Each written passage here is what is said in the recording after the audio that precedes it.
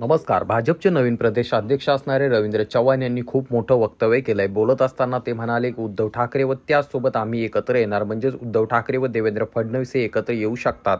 तर नेमकं काय घडले, ते का असं बोलले, संपूर्ण माहिती आपण जाणून घेणार आहोत. परंतु तत्पूर्वी तुम्हाला विनंती असेल, चॅनलवर नवीन असाल तर चॅनलला नक्कीच सबस्क्राईब करा.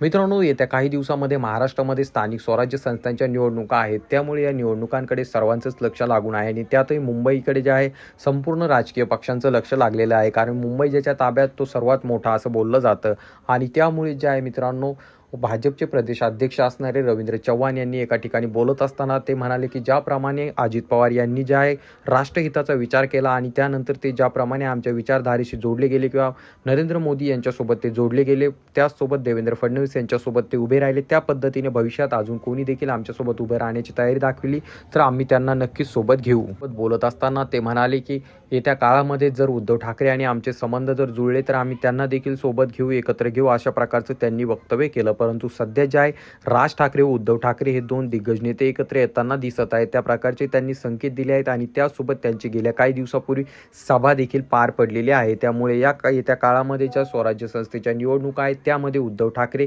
व राज ठाकरे आपल्याला एकत्र निवडणुका लढताना दिसू शकतात. याबाबत तुमचं काय मत आहे खाली कॉमेंट करून सांगा. चॅनलवरती नवीन असाल तर चॅनलला सबस्क्राईब करायला मात्र विसरू नका.